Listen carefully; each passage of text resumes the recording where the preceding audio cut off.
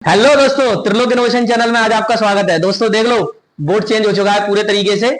अब आपको मजा आएगा पढ़ने में, और वो भी मैं एक नया कॉन्सेप्ट लेके आया हूं, बिल्कुल पुराना वाला कॉन्सेप्ट, चौक बोर्ड, जिसको पढ़ के आपको मजा आएगा। यार डिजिटल पे जाना है, बहुत अच्छी बात है, डिजिटल का इस्तेमाल करना है, लेकिन चीजें हमेशा बेसिक रखनी है, समझ गए। आज आपको मैं इसमें कलर बोर्ड पे और सारी की सारी चीजें समझाने वाला हूं। आज का जो टॉपिक स्टार्ट होने वाला है उसे बोलते हैं हम रेजोनेंस। समझ में आई?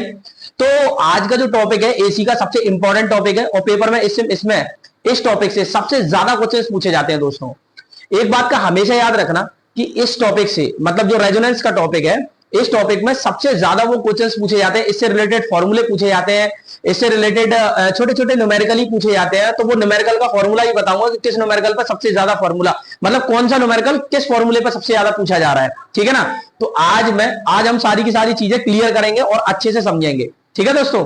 चलिए, तो आज मैं पूरा का पूरा आपको एनालिसिस करने वाला हूं रेजोनेंस को दोस्तों हिंदी में बोलते हैं अनुनाद।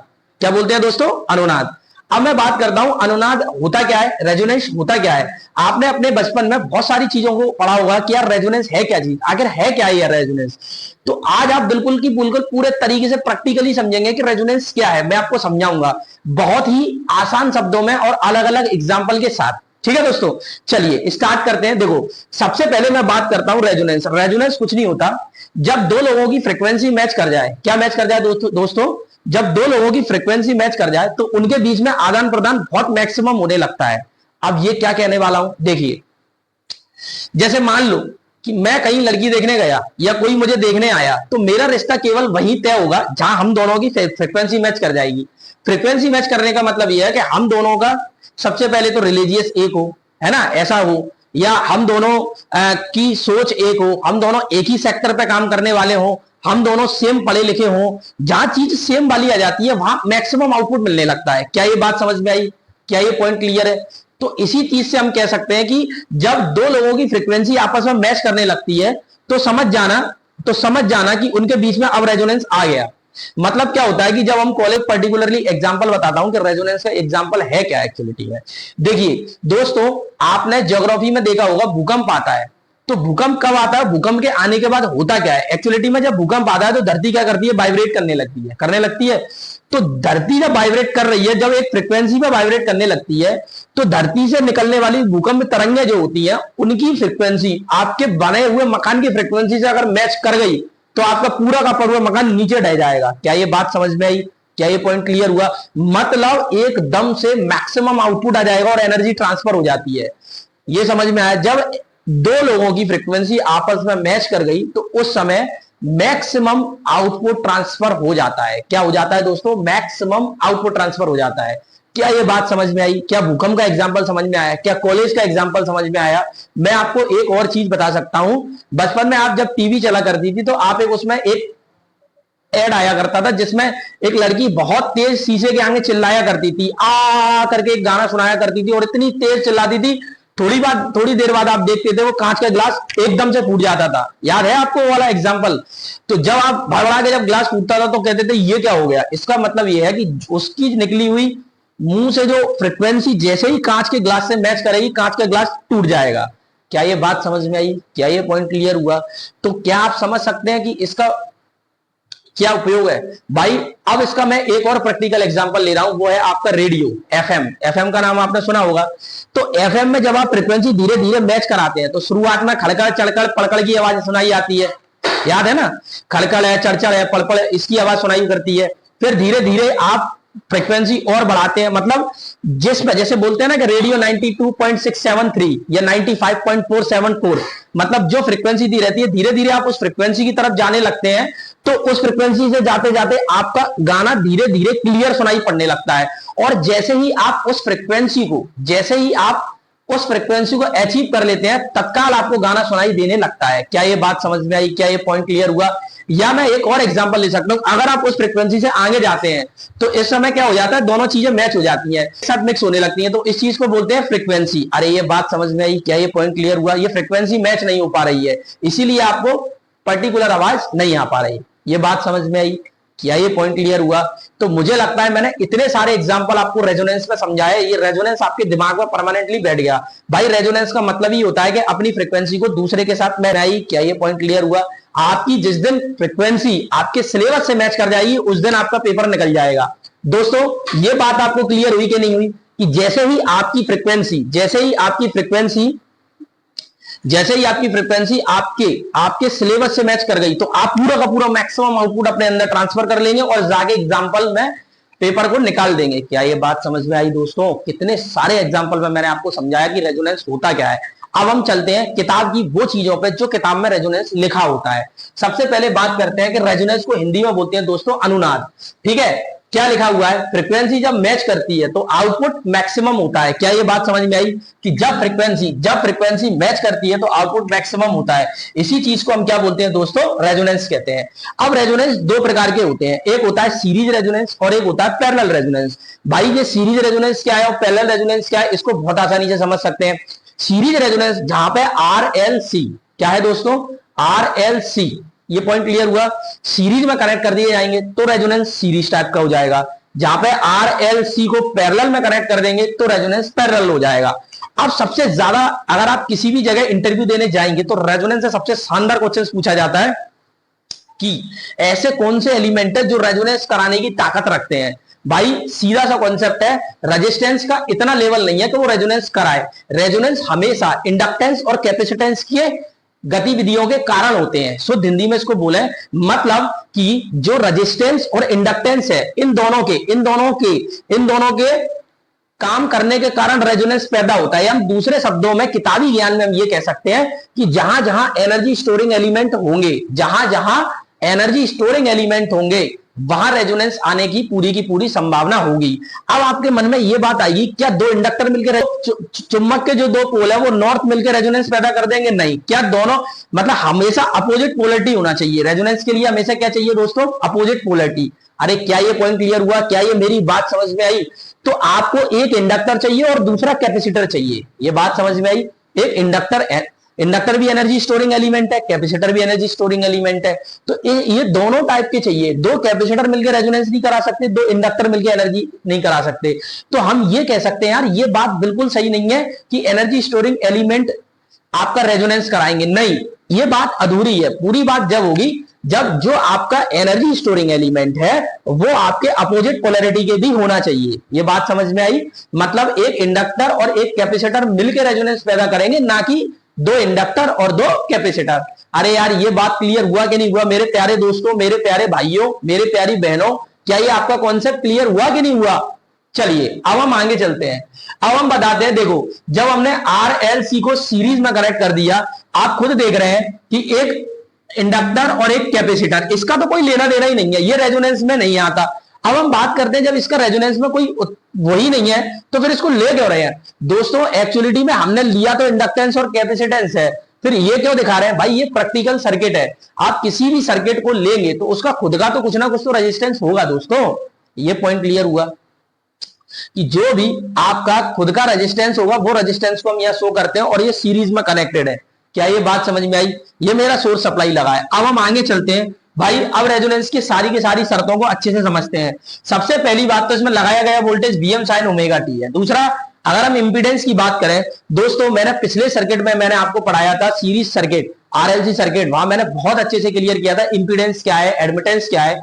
जिन लोगों ने पैराशूट लैंडिंग मेरे सीधे रेजोनेंस में किया वो जाके मेरी पुरानी वीडियो देखें और उसको बहुत अच्छे से समझें। ठीक है ना? चलिए तो कैसे निकालते हैं दोस्तों? R प्लस जे XL minus XC। XL minus XC इसलिए किया है, मैं यहां ये मान के चल रहा हूं कि भाई मेरा जो इंडक्टर है वो कैपेसिटेंस से बड़ा है, जो मेरा इंडक्टर है वो कैपेसिटेंस से बड़ा है, इसीलिए मैंने XL माइनस इसीलिए मैंने क्या किया है दोस्तों? XL माइनस XC को लिया है। अब हम बात करते हैं मैग्नीट्यूड ऑफ जेड कैसे निकालते हैं। भाई रियल पार्ट का स्क्वायर और इमेजिनरी पार्ट का स्क्वायर कर देंगे तो रेजोनेंस के केस में मैग्नीट्यूड आ जाएगा। किसका? इंपीडेंस का। अब बात करते हैं जब रेजोनेंस होता है तो उस केस में क्या होता है। भाई जब सर्किट में रेजोनेंस की कंडीशन पैदा होती है तब क्या होता है? आपको प्रैक्टिकली तो ये पता है कि जब रेजोनेंस होता है उस समय मैक्सिमम आउटपुट ट्रांसफर होता है सोर्स से लोड की तरफ। ये बात समझ में आई? चलिए हम देखते हैं। भाई जब रेजोनेंस होता है तो इंडक्टिव रिएक्टेंस, भाई इंडक्टिव रिएक्टेंस है XL, इंडक्टिव रिएक्टेंस क्या है? XL, और कैपेसिटिव रिएक्टेंस क्या है? XC। इन दोनों की वैल्यू सेम हो जाती है। अरे बात समझ में आया मैं क्या बोला? तो एक्सएल बराबर एक्सी। अब मैंने आपको सीरीज सर्किट में पढ़ा रखा है, एक्सएल बराबर होता है दोस्तों 2 पाई एफ एल। क्या होता है? 2 पाई एफ एल। ये बात समझ में आई। और एक्सी बराबर होता है 1 upon omega C, 1 upon omega C. तो ओमेगा, अब इस ओमेगा का क्या किया मैंने, इसमें मल्टीप्लाई कर दिया, तो ओमेगा स्क्वायर और एल को नीचे भेज दिया, तो ओमेगा स्क्वायर बराबर 1 अपॉन एल सी। तो ओमेगा बराबर क्या आएगा? 1 upon root over L C. अरे ये बात समझ में आई? ये मैं रेजोनेंस फ्रीक्वेंसी निकालने की बात कर रहा हूं, लेकिन मैं ये जानता हूं कि ओमेगा बराबर होता है 2 पाई एफ। क्या जानता हूं? ओमेगा बराबर 2 पाई एफ। तो यहां से एफ बराबर क्या होता है? 1 upon 2 pi root over L C. ये जो है ये आपका रेजोनेंस फ्रीक्वेंसी का फॉर्मूला है, और इसे आप स्टार मार्क कर लें पेपर में, ये सबसे ज्यादा पूछा जाने वाला है। ठीक है, अब हम बात करते हैं कि यहां इसका अक्रॉस वोल्टेज कितना होगा, इसके अक्रॉस वोल्टेज कितना होगा, इसके अक्रॉस वोल्टेज कितना होगा, और उसकी क्या वैल्यू होगी। भाई रेजिस्टेंस वोल्टेज वीआर की वैल्यू निकालेंगे तो सप्लाई वोल्टेज के बराबर आएगी। वीएल की बात करते हैं तो plus J into Q into VS, mod of VS. Mod of VS आप निकाल सकते हैं इसका मैग्नीट्यूड। ये मैंने आपको पिछले सीरीज आरएलसी सर्किट में बहुत अच्छे से बताया था। अगर वीसी की वैल्यू पूछे तो माइनस के J into Q mod of VS. दोस्तों घबराने की कोई जरूरत नहीं है, टेंशन लेने की कोई जरूरत नहीं है। पेपर में डायरेक्टली फॉर्मूले पूछे जाते हैं, डायरेक्टली, चाहे आप जेई का एग्जाम दे लें, चाहे आप एई का एग्जाम दे लें, ये सारे के सारे डायरेक्टली आपके सीधे के सीधे पेपर में पूछे जाने वाले क्वेश्चंस हैं। ठीक है, अब हम बात करते हैं यहां अगली कंडीशंस की, कि वोल्टेज मैग्नीफाई सर्किट कहते हैं। भाई सीधी सी बात है, मैंने आपको बहुत पहले बताया था कि सीरीज में करंट तो सेम होता है लेकिन वोल्टेज डिवाइड हो जाता है। क्या हो जाता है दोस्तों? डिवाइड।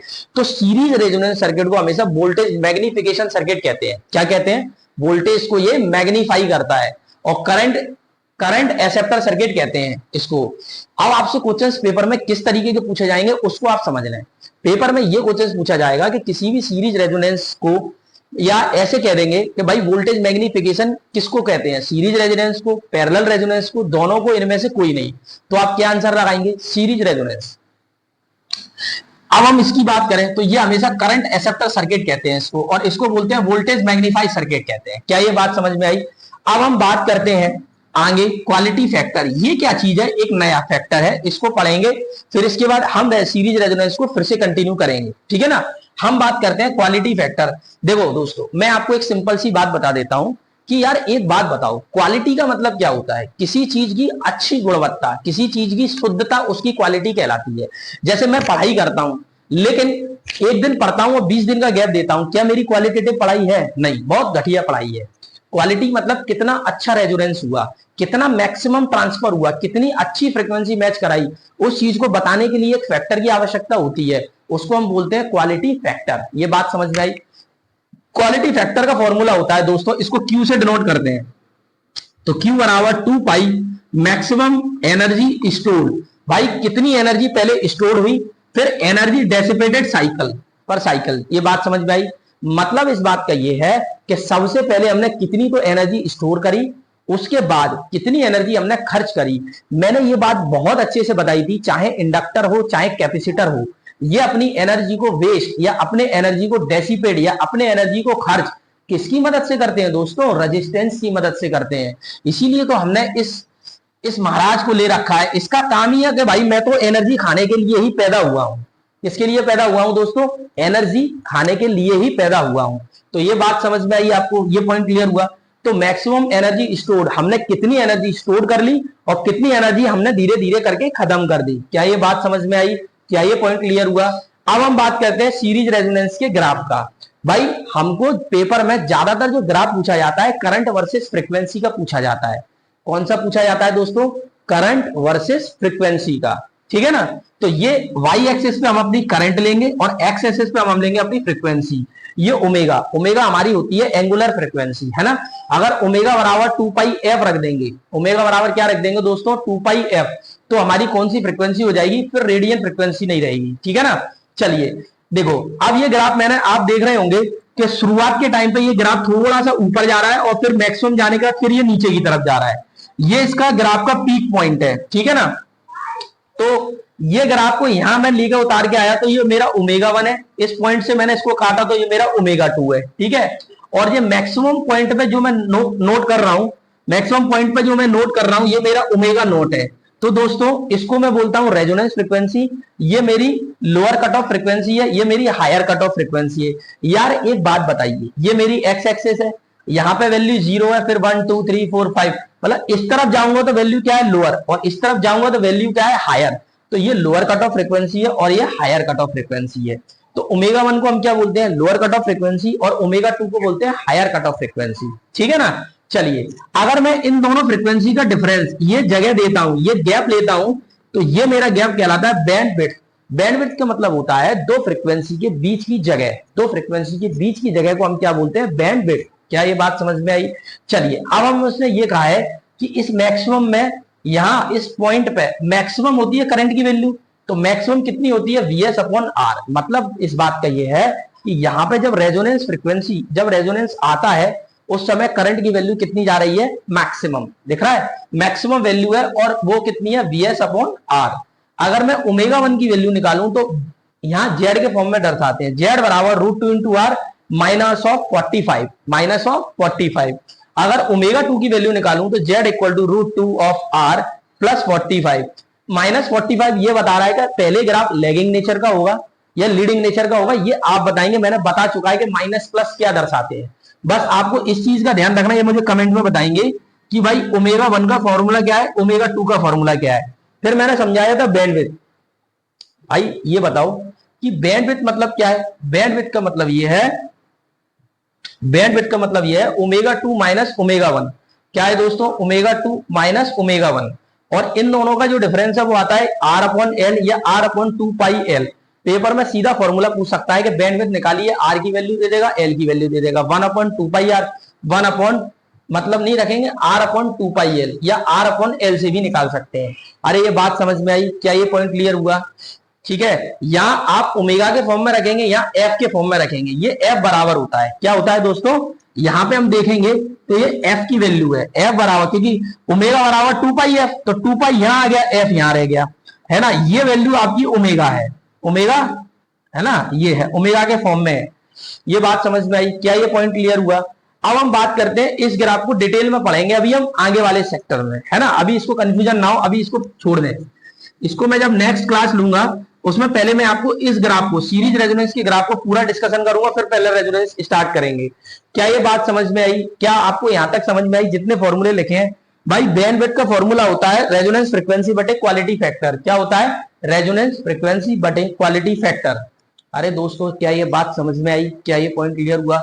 मैंने आपको रेजोनेंस से रिलेटेड बहुत सारी बातें बताई हैं, और बहुत ही गहराई और डिटेल में, और डिफरेंट टाइप्स ऑफ सारे के सारे मैंने फॉर्मूले आपको लिखा दिए।